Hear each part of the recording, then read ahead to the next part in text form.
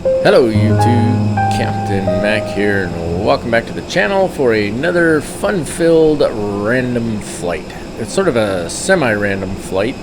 This was going to be a refamiliarization flight for me in the A320 from fly-by-wire. The reason I say it was going to be and not is because I flew this flight yesterday and recorded it for you, and there were some problems. There were some issues with the recording. It just didn't come out great. And I don't want to put out stuff that's not the best quality. With that in mind, you may notice that I sound a little bit different in this video. That's because after years of, I guess, waiting, I have finally bought a new microphone specifically designed for recording videos. It's a pretty nice setup as well, and I got it at a pretty good deal. So I've been playing around with the sound, and that was sort of one of the issues yesterday when I recorded this video, was the sound was just, I wasn't getting what I was looking for. I think I got it now. So you guys let me know down in the comments what you think of the sound. I know there was somebody a while back, I don't remember who it was. I feel like it was Oz Flight Simmer was commenting in the channel and letting me know when my sound was kind of messed up, which I appreciated very much. And so anyway, if you think it sounds really bad or sounds much better or don't really care either way, just leave me something down in the comments. Let me know if my investment was worth it or not. So with all of that out of the way, we got a few things going on today. First of all, we are going to be conducting our flight from KJQF, which is Concord Regional Airport in the North Carolina in the Charlotte area. So it's just the north end of Charlotte is Concord. We're going to be flying down to KVPS, which is in Fort Walton Beach, Destin, Florida. And that's reason number two that we're doing this route, because I used to live down there when I was in EOD school in the Marine Corps.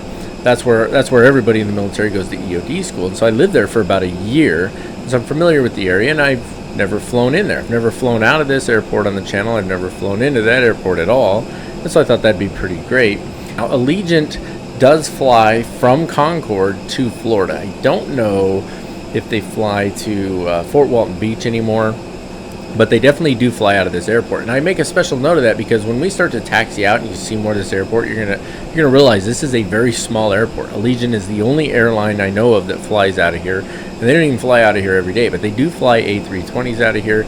And so I thought, well, that's pretty cool. It's a great airport to fly out of, and it should be a lot of fun. So I hope that you guys will enjoy this flight. Give me some comments down below, and we'll press on from there. So what do you say we climb up in the flight deck and get to work?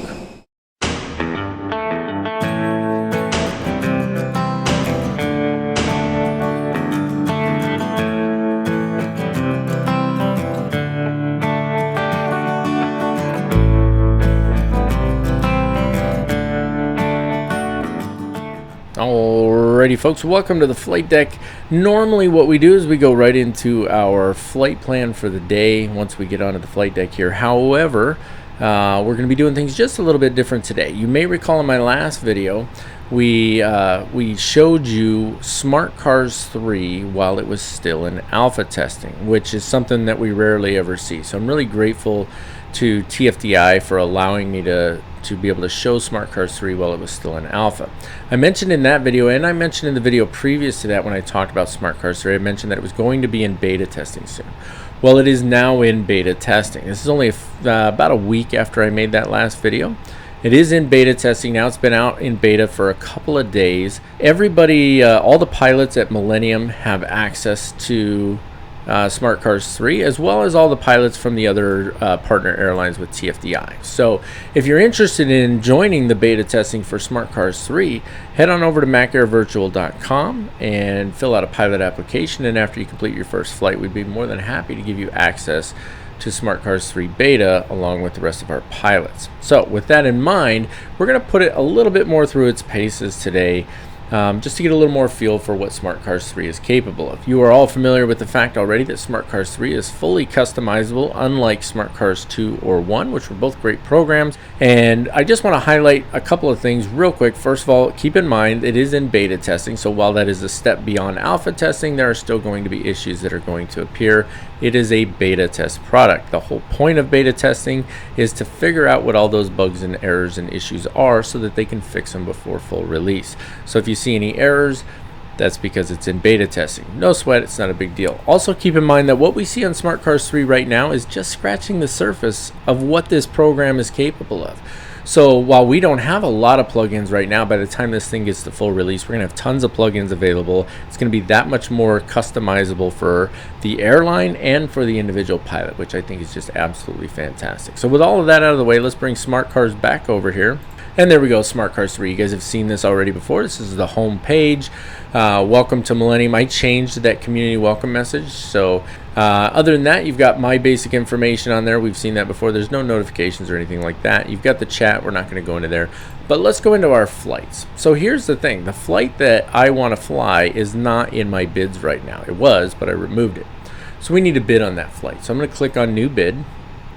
And then I'm going to start with my departure airport. Now, keep in mind that the real world ICAO code for Concorde is KUSA now. However, KJQF was the ICAO code up until like last year, and that is still the ICAO code in flight simulation. So there we go, KJQF. And then you can see immediately there's 3 flights out of here, 2 of them in CRJ 700s. But here's our Allegiant flight in the A320, and I do believe at one time this was a real world route. May not be now, but that's okay. But since it's already there, we're going to go ahead and take it and bid on it. So there we go. And now it's going to be in our bid. So if I scroll down to the bottom here, there's my latest flight. And now I can plan that flight. And I haven't planned it with SimBrief yet. I did yesterday, but we're going to do it again anyway.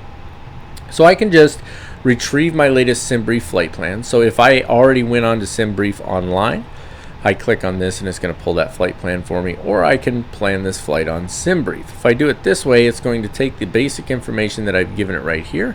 I can give it a departure time as well if I want. I'm not too worried about it. I'll take whatever it gives me, and then I can click on plan this flight on SimBrief. We've all seen this loading page before where it puts the brief together.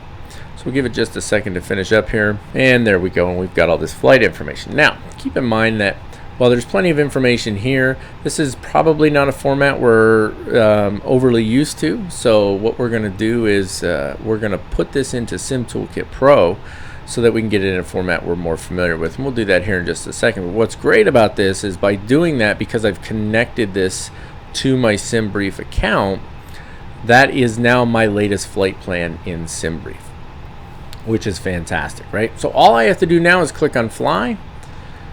Take it a second just to connect here. There we go. Flight started successfully. There's our current progress, if you will, which is of course 0.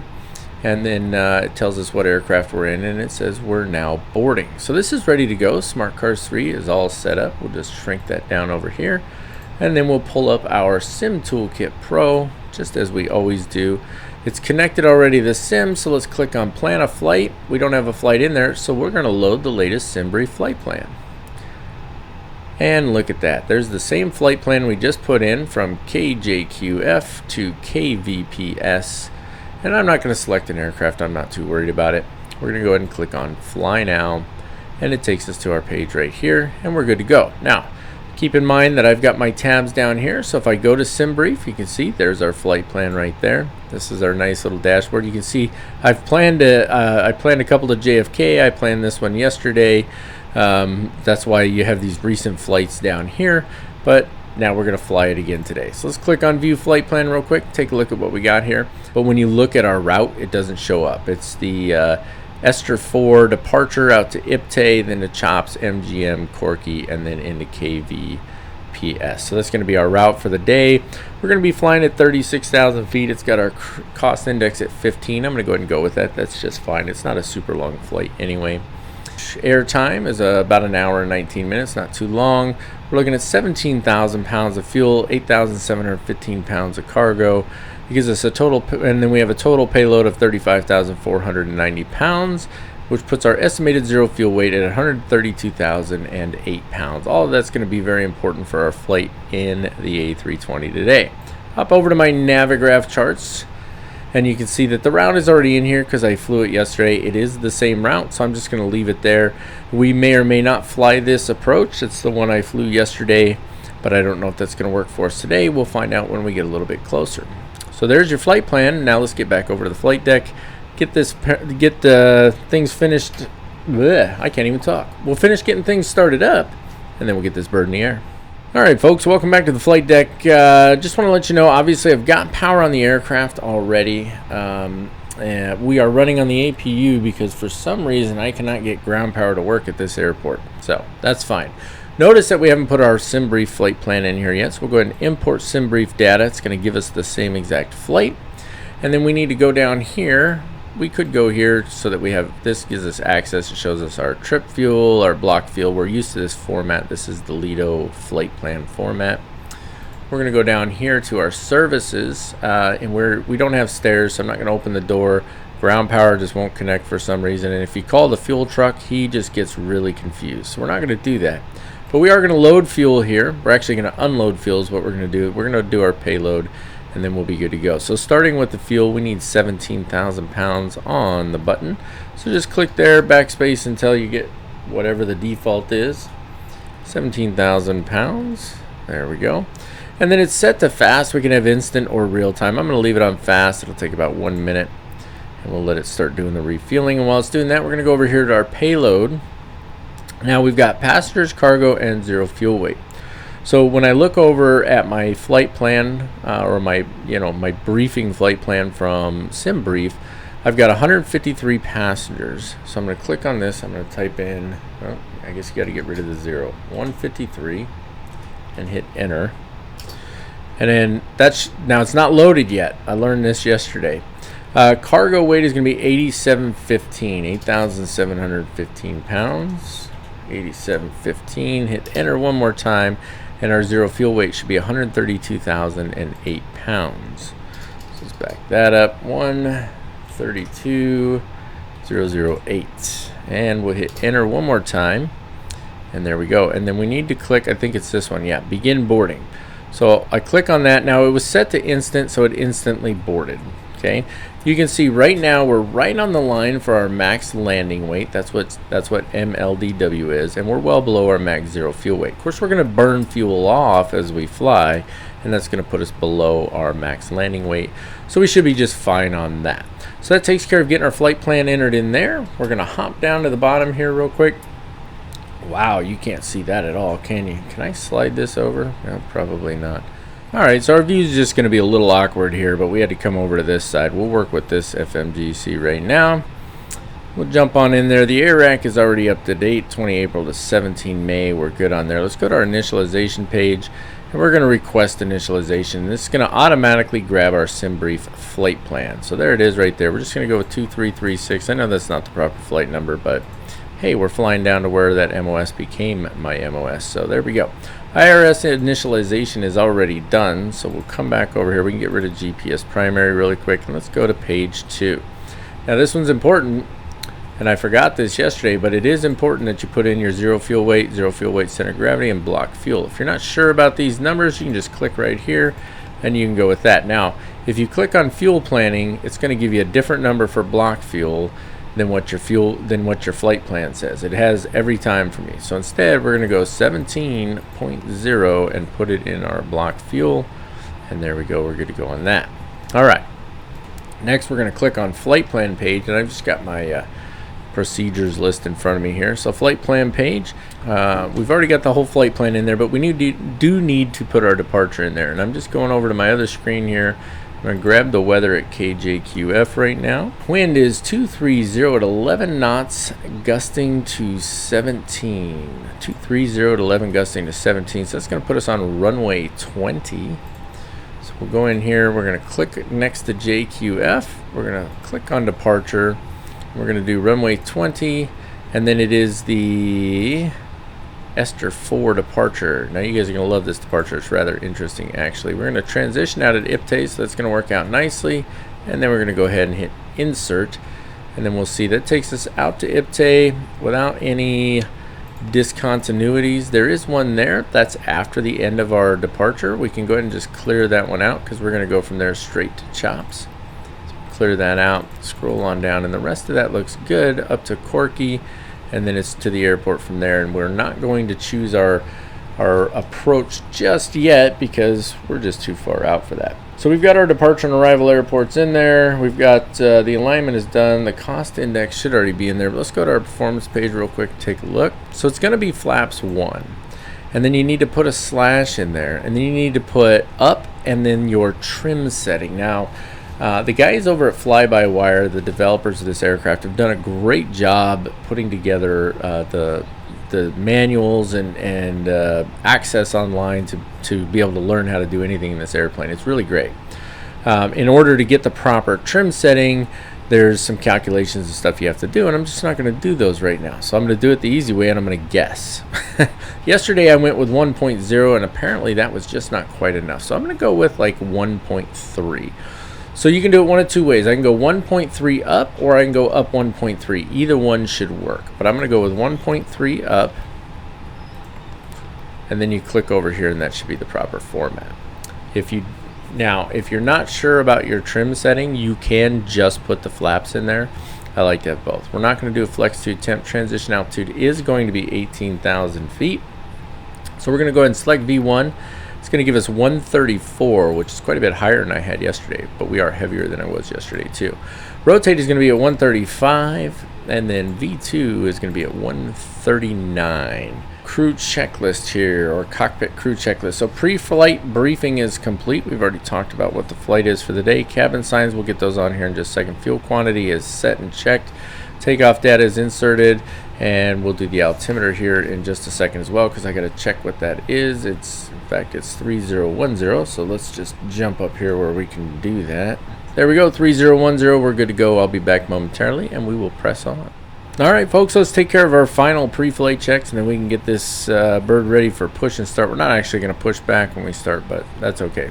So we're going to be flying at flight level 360. I can tell you right now from our departure that we have no maximum altitude restrictions. What I mean by that is we have an at or above restriction, but no at or below restrictions. So since we're not using ATC, we're just going to crank it all the way up to 360. These dots mean that the computer, the aircraft computer, is going to control that aspect of flight. So you'll see, I forget if it's up or down. It's down, I guess. So if I click down, you see speed's at 100, and I can adjust it now. If I click up, it puts the dot back, which means it's going to be managed by the computer. So just something to keep in mind there. We do need to go ahead and close that cockpit door. That's a little feature that I like, actually, that you have to actually close the door. I think that's pretty cool. So the parking brake is set. Everything is good on our EFB. The load, the aircraft is done loading. All the passengers are on board. We are pretty much ready to go. All the doors are closed and locked. So what do you say we roll right into our before start procedures here? Windows and doors are closed and locked. We've got our startup clearance. I'm not too worried about that. Thrust levers are in the idle position. Beacon needs to go on at this point, so we'll come up top here. I never did turn the pack signs on, did I? So that's seatbelt sign is on. Turn that guy on there as well. Let's go ahead and get the beacon light on. Strobes can stay. They're in the auto position, actually, so I'll probably just leave them there because I forget them all the time anyway. Turn the wing lights on. Logo lights are already in the right position, so we're good to go. Transponder. This one got me yesterday, actually. So you turn your transponder to TARA. We'll clear that out, and we'll go 2336. And then you have to turn this to either auto or on, or you're going to get a warning that's going to say that your transponder is in the standby position. So make sure you turn that guy on. APU bleed is on. You can check that up here. That's this one. Remember, dark cockpit concept. So let me reach for my keys here. I really hate these cameras. You know, here's the thing. Let me just sidebar real fast here, okay? I don't like the cameras in Microsoft Flight Simulator. I know I'm not the only one. Here's the thing. If anybody from Asobo or Microsoft just happens to catch my video and listens to my little rant here, do me a favor. At least get rid of the control key, right? Because the way my setup is, I have to do it with one hand. And I can barely reach, like when I got to go control 0, right? So like this is control 0. You can hear me stretching, like my hand barely makes that, okay?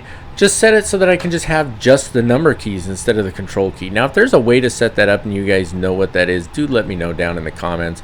Or, Asobo, make it so that somebody else can make a better camera program, because honestly, your cameras are terrible in my opinion. Okay, I've said my little piece. I'm done. Let's get the fuel pumps on. And then before start checklist, windows and doors are closed and locked. The beacon is on. You can hear me stretching for to reach my keys again. Thrust levers are idle. Parking brake is set. We are good to go. So I'll be back momentarily. I'm just going to do those last second checks that I need to do off screen for all of my recording stuff, and then we'll get these engines started and get out of here. Alrighty folks, let's take a quick look at our taxi and departure brief using Sim Toolkit Pro and our Navigraph charts. We'll hide that over there to zoom this in a little bit. And here we are in Concord. We're sitting down here in front of the terminal. It's actually not a general aviation terminal. The passenger terminal is here, not here. I could be wrong about that, but I think it's here. Doesn't matter.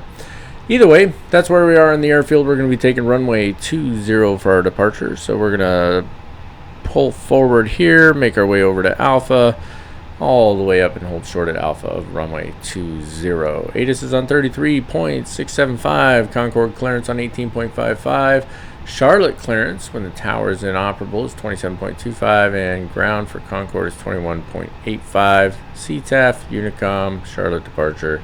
You guys get the gist of things. Let's take a look at the departure itself. This is actually a departure for Charlotte, but it includes Paget Regional. See, I couldn't get that name right earlier. It includes Concord Paget Regional Airport, which is up over here, as you can see. So all of this has to do with Charlotte. For us, it's Gin, Esther, Debbie, and then IPTE. But if we want to know how we get there, this gives us the information. So for runway 20, it's a climbing left turn to heading 150 to 2,400 feet. And then from there, we would get directions from ATC, or it's just on course for us. So I'll try to get that right. I think I messed it up a little bit yesterday, but a climbing left turn to heading 150 to 2,400 feet once we get it off the ground. Now, of course, once we take off, we're not going to do it immediately. You want to get the gear up, make sure the aircraft is established and stable, then we'll start our left turn. We'll get above 2,400 feet relatively quickly. Once we're above 2,400 feet, then we're going to go on course to Gin, Esther, Debbie, and then on to IPTE. And that is our taxi and departure briefings. Now let's finalize things for starting the engines here. One of the things I do love about the A320 is engine start is very, very easy. So we've already got our fuel pumps on. We're going to go down here, and I've got a view for this. I just don't want to reach for it. We're going to put that over to ignition and start. We're going to start with engine number 2. You notice, if you can hear, the packs already went off. Start engine number 2 just by clicking this bad boy right here. It switched to the engines page for us. I was going to switch it myself, but it did it for us. And so what we can see here, we'll zoom in, N2's coming up, exhaust gas temperature's coming up, and momentarily, and there it is, the N1 is coming up as well. So that's it for the start procedure. So I'm going to go ahead and finish up, get number 2 and number 1 started, and then I'll be back on here momentarily. We'll do our after start before taxi, and then off we go. Alright, that's 2 good engine starts. Let's go ahead and get things cleaned up and get ready to taxi out here. First thing we're going to do is jump up top, turn off the APU bleed, and then turn off the APU master switch. Both of those are off now. I'm going to leave this guy on the ignition selection there, and I'm going to do that because we're going to need that for our before takeoff anyway. I'll jump to a view here that's a little more useful. Let's go ahead and arm those spoilers. Click and pop them straight up. We're going to go with flaps 1. And what did we say? We said 1.3 on the takeoff, I do believe. We'll go in here and go to our performance, and we said up 1.3. So if you go down here, there's 1.3. I'm going to guess that's close, but we can find out for sure by clicking on flight controls there, and that's 1.1. So let's give it a little click here. That went to 1.5, 1.2. It's very, very fickle now, isn't it? Bring it back down just a little bit. There we go, 1.3 up. Let's go ahead and do the flight controls check while we're here. Full left, full right, and neutral all the way up, all the way down, and neutral. And watch these crazy rudder pedals. Full left, full right, bouncing around, and neutral. I promise one day I'll get new rudder pedals. That takes care of our flight controls check. We can put that back on the engines page, and we can start taxiing out. I think this changes automatically to the takeoff config page. I don't remember for certain, but we're going to find out, aren't we? So let's take a look at our taxi checklist here real quick. External lights need to be as required. So we're going to go up top here. We're going to turn our taxi light on to taxi. And seatbelt signs are already on. Emergency lights are already armed. We don't need any other lights. Those are good to go. So that takes care of that. Taxi area is clear. Clock. We're supposed to click on the clock, I guess. So I always forget that. But there it is. It started counting there. There's our chronograph. And then parking brake off, and then away we go, right? So let's go ahead and park and brake off. This guy here. Remember, this aircraft starts to roll automatically on its own. There's our before takeoff, or our takeoff checklist or items there. Nice of that fuel truck to just sit right in the way there. And yeah, just drive on through. Don't worry about the aircraft here. Let's go ahead and get to a proper view here. That one will work. Track hire coming on. A little jump for you here. There we go. I don't even think I need to center that one up. I have put no thrust on the aircraft yet. I realize that our wing is going to hit that thing. I'm not too worried about it. I am going to stay on the right side of this area here. Let's bring in a little bit of thrust. I'm going to stay on the right side here just because I want to try and keep my wing away from those boxes over there. Yes, I know it's going to hit the truck. There's nothing I can do about it. And we're going to go ahead and taxi up. And we will take our next ride up there so we can get over there to the taxiway. And then we'll get her up to the hold short point on the runway. Look at this guy too. They're just like, yeah, I'll just drive wherever. Don't care. That's one thing that's driving me a little cuckoo about the AI in here. And it's nothing new, right? We've all seen it before. But they're just like, yeah, we'll just drive, you know, right down the taxi lanes. No concern for the aircraft or anything like that. It's really obnoxious. But anyway, all right, I'm going to go ahead and finish taxiing out. And I will see you guys when we are holding short of the runway. Alrighty folks, coming up on the hold short point here. As you can see, it's very, very small taxiway.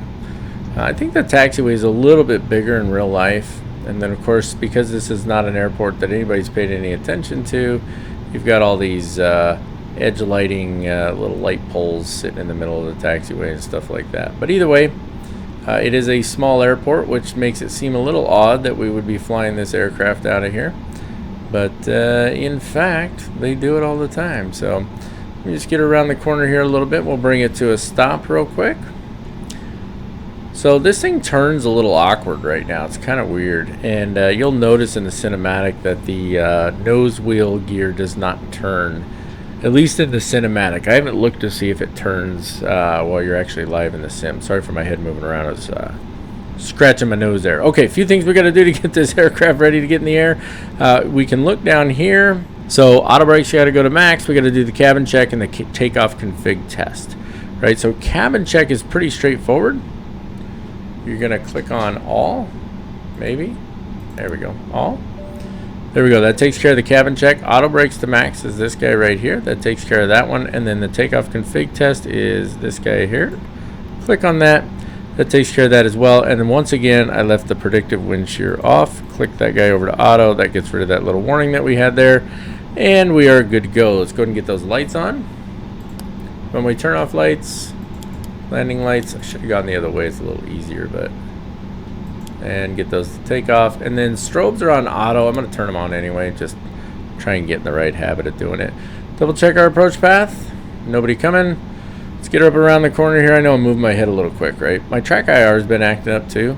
No surprise there. I think it acts up all the time. We're ready to go here. So remember now the way the thrust works on this. You've got the climb mode. You've got the flex mode and then the toga mode. So we're going to put it in climb.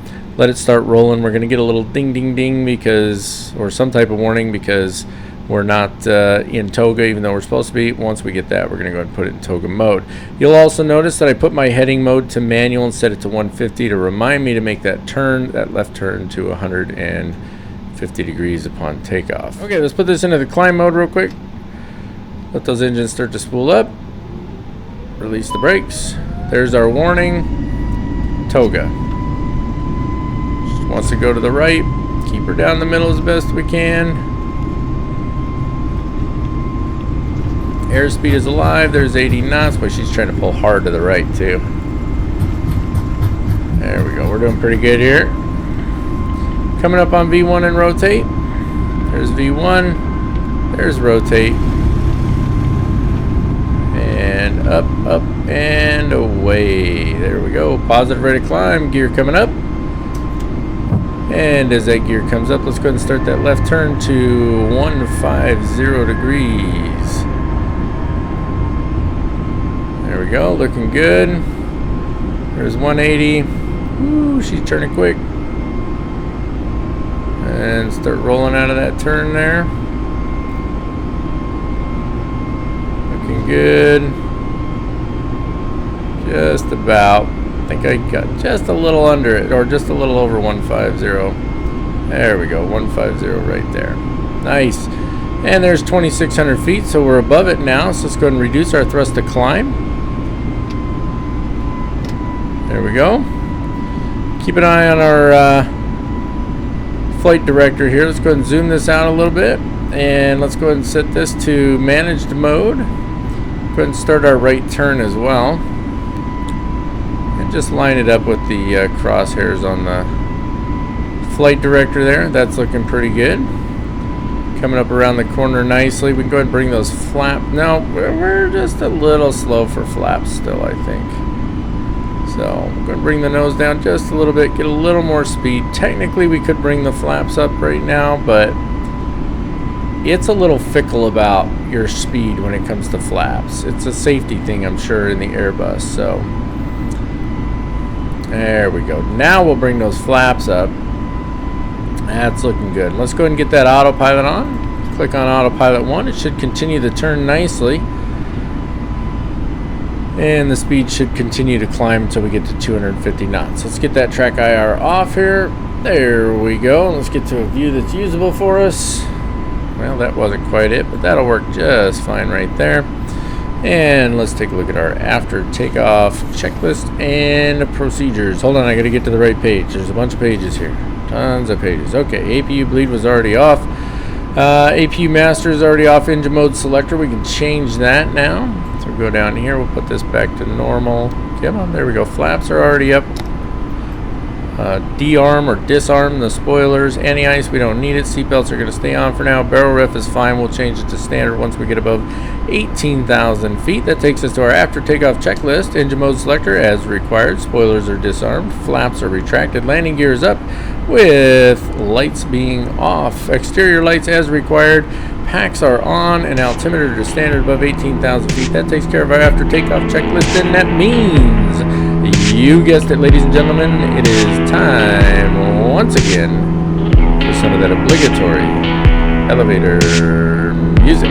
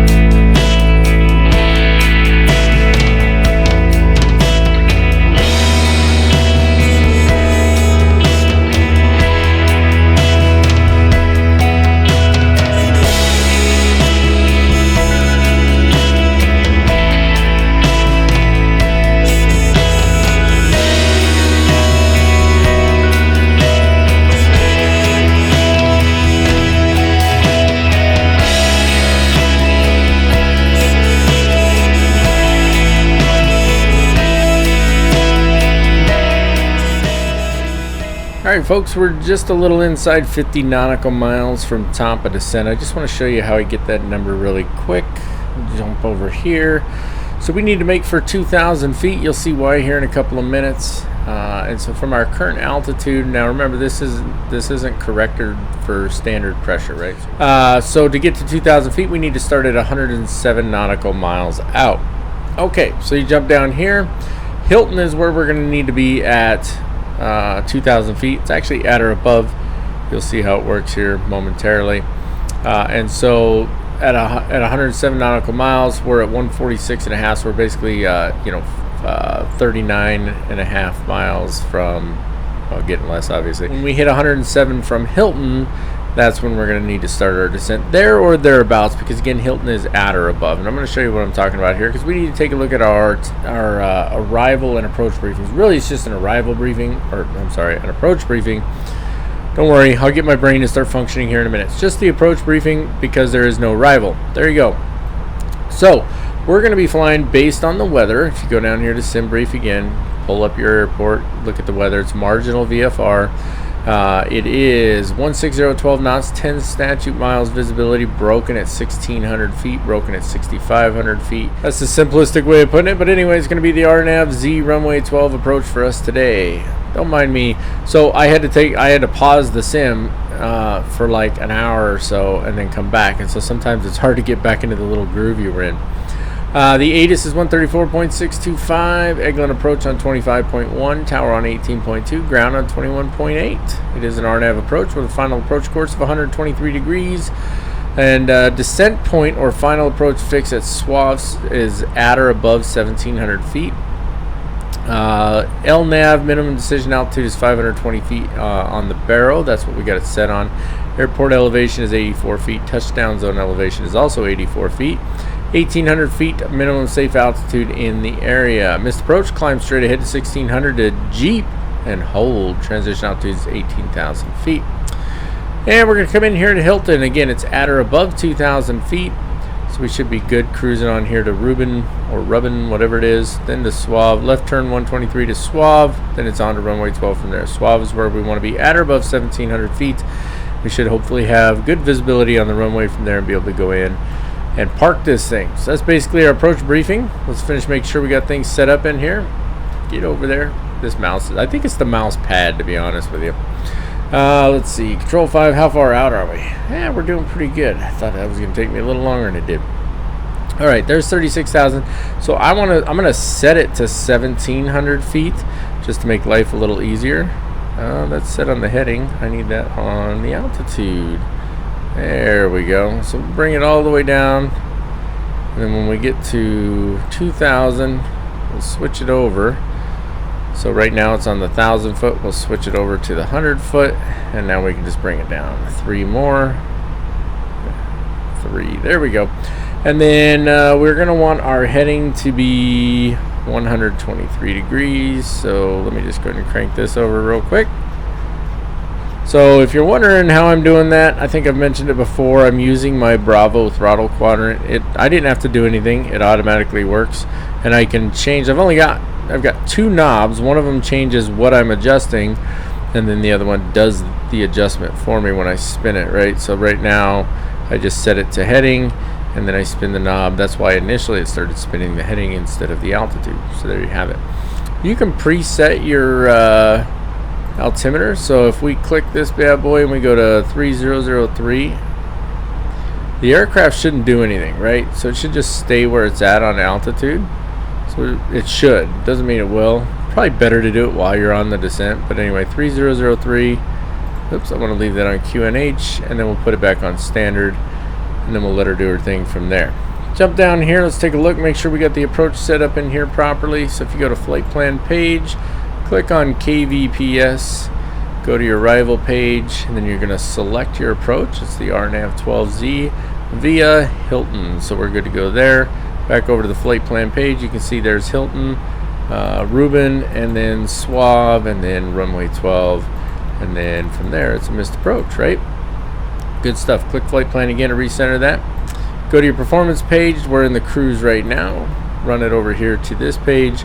This is for the descent. We're going to leave it as is, let it manage itself, and then this is the approach phase. On the approach phase, we've got our QNH in there. Temperature is 25. There's the wind, transition altitude. We're going to go flaps 3 on this because we got like 11,000 feet of runway to work with. We put our barrel for our minimums in there. That's going to show up. I don't know if you can see it from here. There it is right there. Barrel 520. So we should be good to go on that.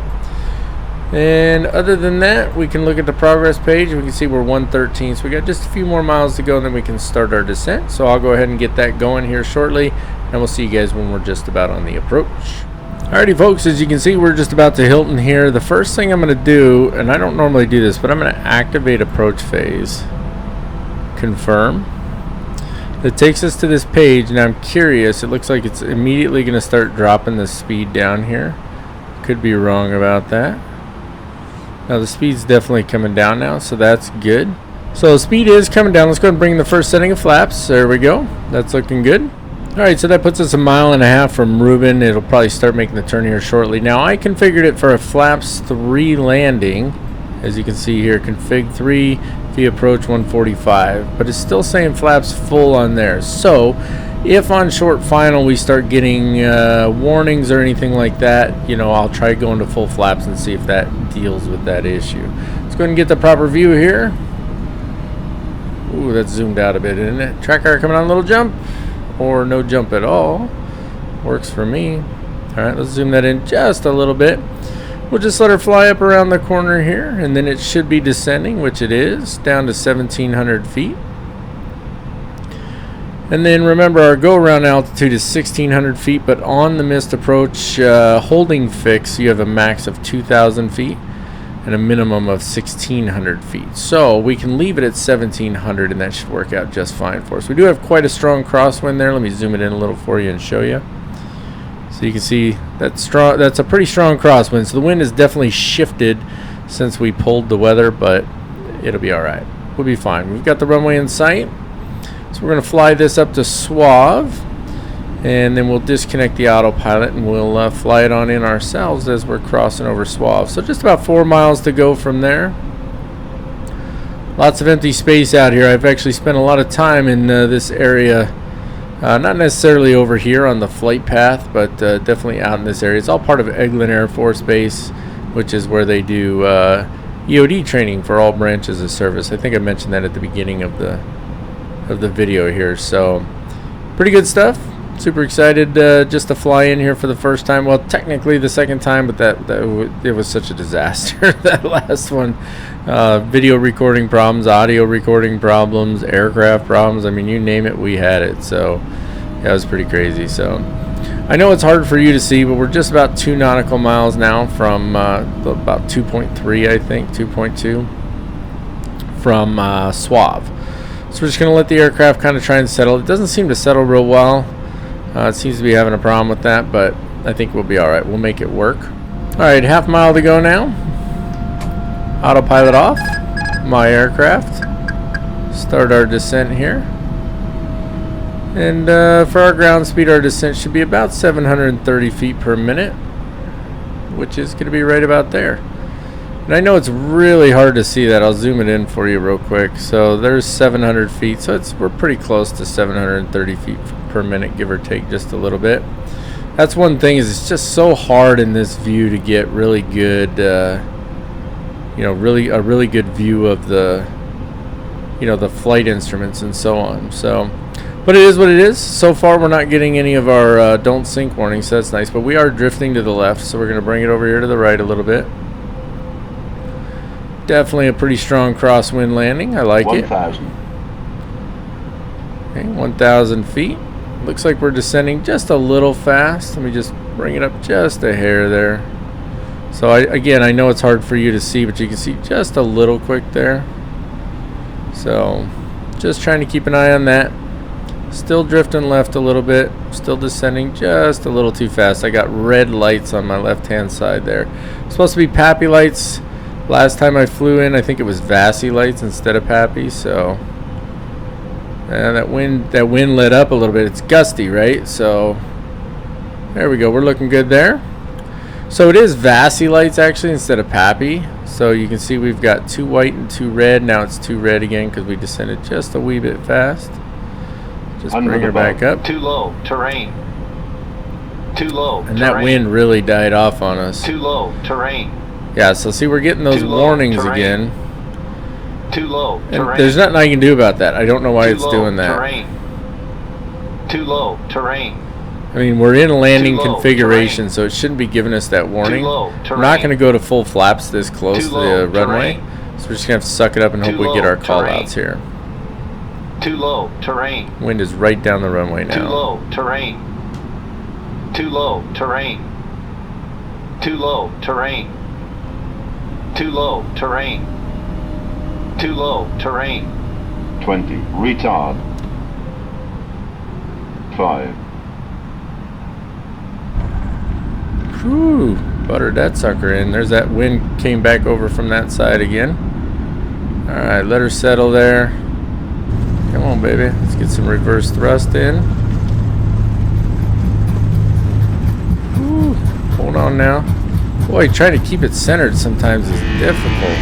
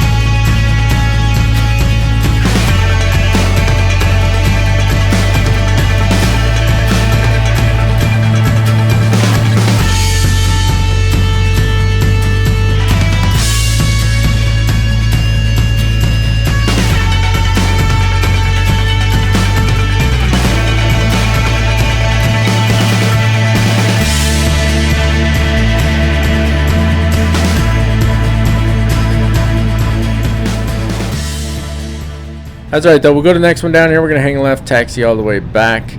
I'll get things cleaned up, and then I will see you guys back on here when we're pulling into a parking space. How's that sound? That is no kidding a long taxi to get over here when you land on runway 12, let me tell you. Because runway 12 is actually right behind us right now. So, oh, come on, don't stop. This thing, like you're going slow, slow, slow. It's looking good, but it's not stopping, not stopping. You add just a tiny bit more brake, and it just like comes to a harsh stop. Let's get that right about where the door is at. And there you go. See, harsh stop. All right, let's get the parking brake on. There we go. And let's see if we can figure this out now.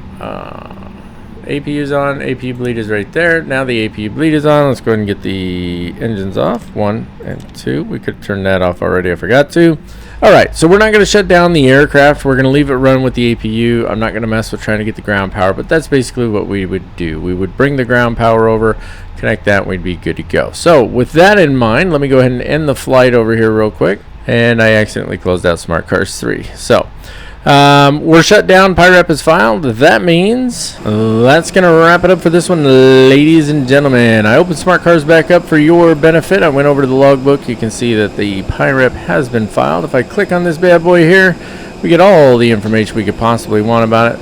Let's look at the landing rate. I thought it was pretty darn smooth. Minus 164.